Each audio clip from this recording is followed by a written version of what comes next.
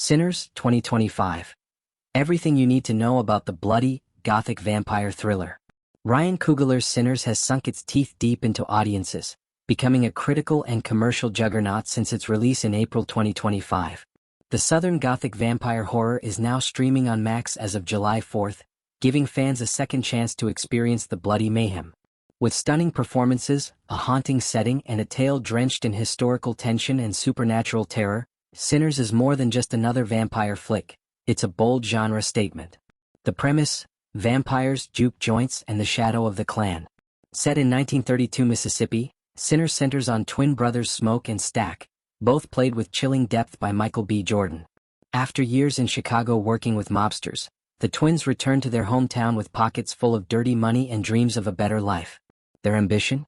To turn a decrepit sawmill into a thriving juke joint, a place where the black community can drink, dance, and forget their struggles, if only for a night.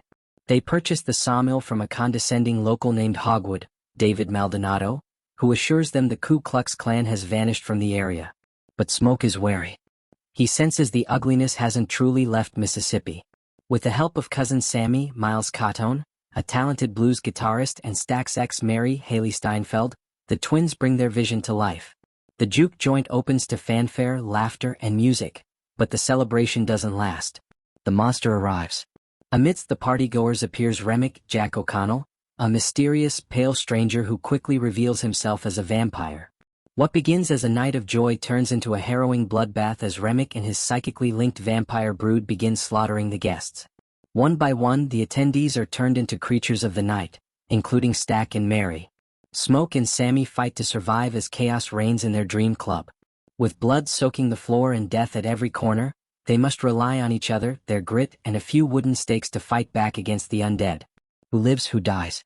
In the brutal climax, Remmick drags Sammie down to the river near the sawmill. Sammie fights back using his guitar as a weapon, striking Remmick in the head and briefly stunning him and his minions. It's just enough time for Smoke to deliver a fatal stake through Remmick's chest. As the sun rises, the remaining vampires burst into flames, reduced to ash in the morning light. Smoke and Sammie survive the supernatural nightmare, but their ordeal isn't over. Earlier in the night, Remmick had ominously warned that Hogwood and his KKK affiliates would be coming at dawn to clean up. Knowing what's coming, Smoke urges Sammie to flee. Sammie listens and returns to his father's church, his bloody guitar in hand. It's there that he finds a somber refuge. Smoke, however, chooses to stay. As dawn breaks, the KKK returns, expecting easy prey. But Smoke is ready. Armed with a Tommy gun, he ambushes them, killing Hogwood and the other Klansmen in a stunning shootout. But Smoke, too, is mortally wounded. In his final moments, Smoke sees a vision of his wife Annie, Wunmi Mosaku, and their baby daughter, waiting for him in the light. With a smile, he succumbs to his wounds, knowing his fight was not in vain. Post-credit scenes, more than just epilogues. Sinners delivers 2 post-credit scenes, both featuring Sammie and offering deeper emotional layers to the story. The first scene jumps 60 years into the future. It's 1992. Sammie, now played by legendary bluesman George "Buddy" Guy, owns a bar where he still plays music. After a set, he sits at the bar when 2 familiar figures walk in: Stack and Mary, unchanged, still vampires, now dressed in 90s streetwear. They reveal they've been living quietly in the decades since.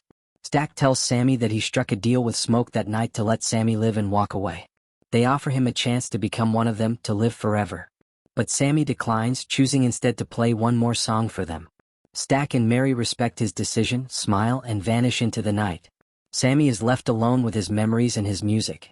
The second post-credit scene flashes back to before the events of the film. A young Sammie is sitting alone in his father's empty church, softly strumming a blues rendition of "This Little Light of Mine." It's a haunting, soul-stirring moment that echoes the themes of faith, survival, and light in the face of darkness that define the movie. Themes: a Southern Gothic feast. Sinners doesn't shy away from tackling heavy themes. Racism, trauma, generational pain, and the enduring power of community are all woven into the film's narrative. The vampires are terrifying, yes, but the ever-present threat of the KKK and societal oppression is even more haunting. Coogler's film is a love letter to Black Southern history and the blues tradition, blending horror with social commentary. The juke joint, a place of escape and joy, becomes both a battleground and a symbol of Black resilience. A standalone masterpiece for now. Despite the film's massive success, grossing over $363 million worldwide, Coogler initially said he didn't intend to make a sequel. Speaking to Ebony in April 2025, he noted, "I wanted the movie to feel like a full meal. Appetizers, entrees, dessert. A complete story." However, in a more recent interview with The Hollywood Reporter in June 2025, Coogler left the door open just slightly, saying, "It's tough to say now. You never want to close the door on anything. But this was meant to stand alone." Whether or not a sequel ever arrives, Sinners feels complete. A tightly woven, emotionally potent tale that delivers thrills, chills, and heart.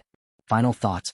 With stunning performances, impeccable direction, a rich historical backdrop, and terrifying horror elements, Sinners is one of the most original and daring vampire films in years. It's not just a horror movie, it's a Southern Gothic opera of blood, blues, and brotherhood. Now streaming on Max, Sinners is not to be missed. Whether you're here for the scares, the symbolism, or the soul-stirring music, this is one horror story that leaves a mark long after the credits